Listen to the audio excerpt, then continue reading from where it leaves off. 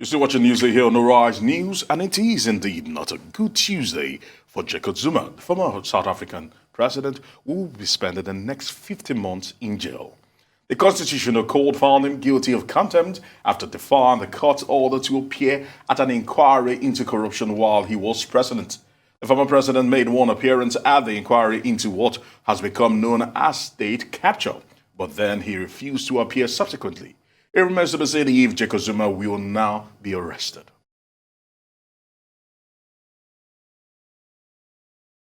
For more on this developing story, let's cross live now to South Africa, where journalist and deputy head of news, Power FM, South Africa, LEEUW, joins us now. Good to have you, Neo. Thank you for having me. Excellent. Now, help us understand where we are in terms of proceedings against Jacob Zuma. It would seem that the unsuspended sentence of 15 months in prison only addresses his contempt of court rather than the corruption trial against him. That is correct. The charges that have been laid against the president that he's now been found guilty for are separate from his corruption trial, which was the basis of him defying the summons to appear before the Zondo Commission on state capture to begin with. Spying returning to the commission, which he had originally appeared at for. He is now then going to spend 15 months in prison. And we do understand that the president was given the option of handing himself over either in Johannesburg or to be closer to his home base in Nkandla. And from information that we're receiving, he is opting to hand himself in quite close to home in KwaZulu-Natal, close to his home state in Nkandla. All right, Nia, we would like to find out, how does this particular ruling play towards the more fundamental issue of corruption that has been brought against him? I think that today's ruling goes a long way in showing that nobody is above the law. It was quite a scathing judgment that came from the full bench in the Constitutional Court, speaking about how it was quite blatant, the former president's disregard on the rule of law, and the fact that he was given multiple chances to hand in, his arguments on mitigation, which he failed to do, which meant he was not respecting either the judiciary, but also the commission, which ironically he himself has set up. Okay. And then we read that this ruling is unprecedented. It says that the commission doesn't normally hand out punitive rulings like this. So explain to us, in what way is it unprecedented and why have they gone this extra mile in this case?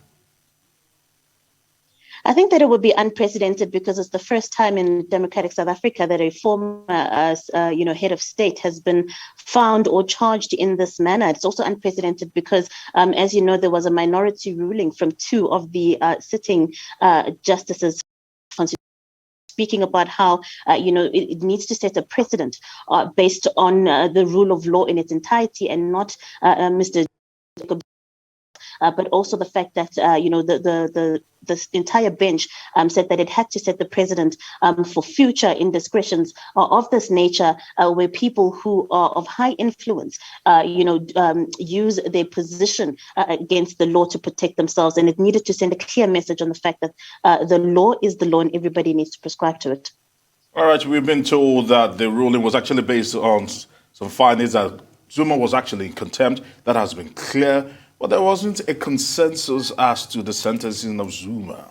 Talk to us about this. Pardon, if you could just repeat that question again. We're talking about the fact that it's clear that certainly he was in contempt of court, he was being held in contempt of court.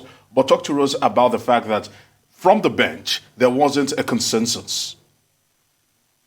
Yes, as I said, there were two judges that were speaking specifically on handing the punitive measures. Their argument was that the commission itself should have acted earlier on the former president and that they created the environment for him to defy the summons to appear before them. But what was an agreement from the full bench is how gregarious his behavior was, and the fact that at the moment there's quite a contentious debate on our legislature and whether or not people follow, our legal fraternity. There's quite aspersions that are cast on it, and it was quite important, to set this precedent and to make sure that there's a clear understanding, that the law is not adjusted according to who you are and the power in which you hold. Okay, Neo. I mean, it's clear they want to send out the message, the law is no respecter of persons. But I want to just also take you up on something you said at the beginning, that he's chosen to hand himself over. Does this ruling, in your opinion, does it have teeth? Are they likely to get compliance from Jacob Zuma? Has he already begun to comply? Well, the information that we're receiving about him handing over comes from his daughter, Duduzile, who says that her father is in high spirits at the moment in home, and he is saying to them that he will be handing himself over. The former president has been heard at rallies in recent days saying that he's not, in fact, afraid of jail. So this is something he's been quite vocal about, the fact that he will comply to whatever the ruling is and that he will not be controlled with a threat of a jail sentence. All right, Neo, talk to us about this, because some are saying that this is a political conspiracy, that a man who is an anti-apartheid crusader over the years, spent decades in the Robben Islands, should not be imprisoned. Do you feel the same? Or do you have the same impression as some of those people who share this thoughts in South Africa? I disagree with that quite strongly. Whether or not you're an apartheid crusader and whether or not you spend time on Robben Island, the law is the law. And if you do breach the law, then you do have to face the repercussions. A political conspiracy is something that will always be alluded to in any battle that involves a politician. And unfortunately, in this instance, there was a summons against him. He did not comply. So I do not believe that a conspiracy is a viable argument in this instance. Okay. Speak to us about where you feel this, or what sort of a landmark this leaves for us and for the general public, for the world at large watching, with regards to the legislature and even the judiciary, in terms of where they're at, according to their reputation of being seen as being incorruptible.